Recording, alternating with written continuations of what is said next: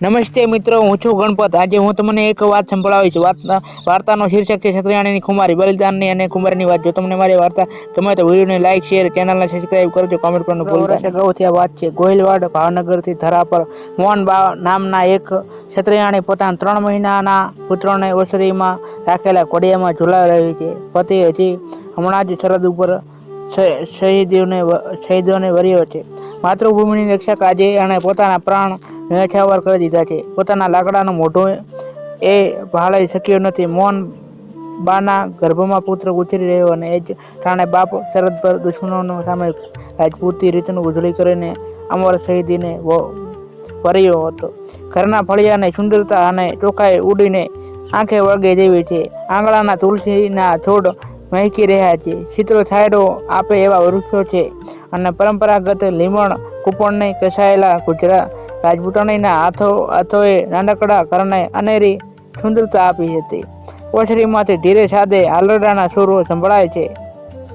વિરાંગના જોશે રે વીરાને, વિરાંગના જોશે રે ઘમસાણે ભેળે ઘૂમવાને, વિરાંગના જોશે રે.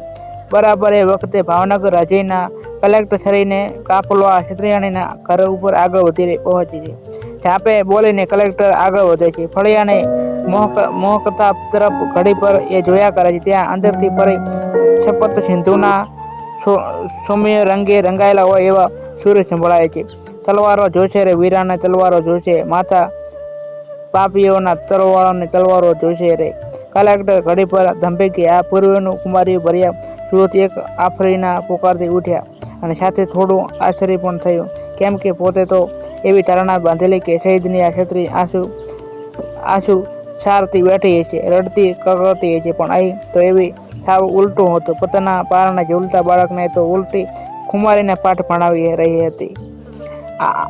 આંગણામાં અવાજ થતા મોહનબા બહાર આવ્યા. કલેક્ટરે એના મુખ સામે જોયું. ગોરુની લાલીમા પર એક અપૂર્વ તેજ જગારા મારતું હતું. આંખો આ ક્ષત્રાણીમાં સૌમ્ય અને રુદ્ર એમ બંને ભાવ એકસાથે વરસી રહ્યા હોવાનું સ્પષ્ટપણે દર્શાવતી હતી. ધીમે રહીને કલેક્ટરે કહ્યું, બહેન, આપના પતિએ દેશ માટે અમૂલ્ય બલિદાન આપ્યું છે. એના પ્રાણ ત્યાગને દેશ ક્યારેય નહીં ભૂલી શકે. મોહનબા સાંભળી રહ્યા. તેણે કલેક્ટરની સાથે આવેલા માણસો પર એક અછટતી નજર ફેરવી.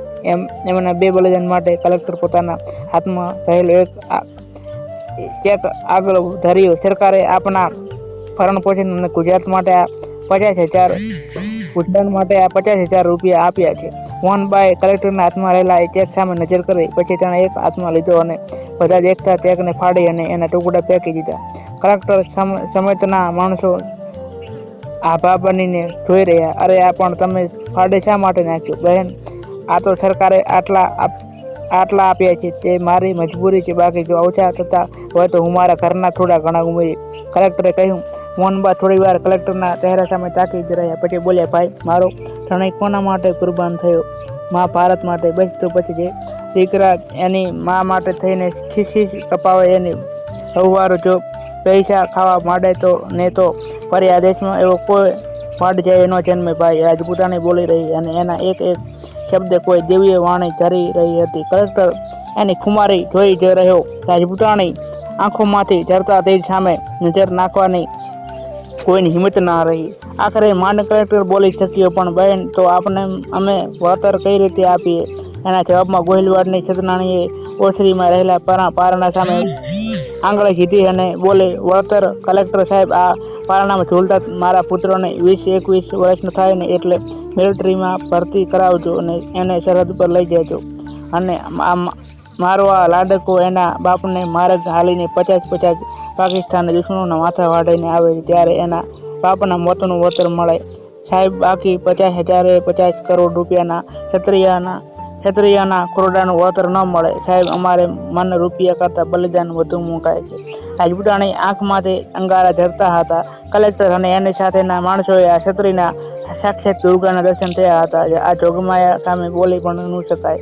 જગદંબાના સ્વરૂપ જેવી ભાસતી ક્ષત્રિયને બધા મનોમન વંદન કરી રહ્યા. આ પ્રસંગ છે તે ઘટનાનો છે. આવી લોક સાહિત્યની વાત જો તમને રોજ સાંભળવી ગમતી હોય તો અત્યારે જ અમારી ચેનલને સબસ્ક્રાઇબ કરો. પછી કઈ વાત સાંભળવા માંગો છો તે અમને કોમેન્ટ કરીને કહેજો. લાઈક કરજો.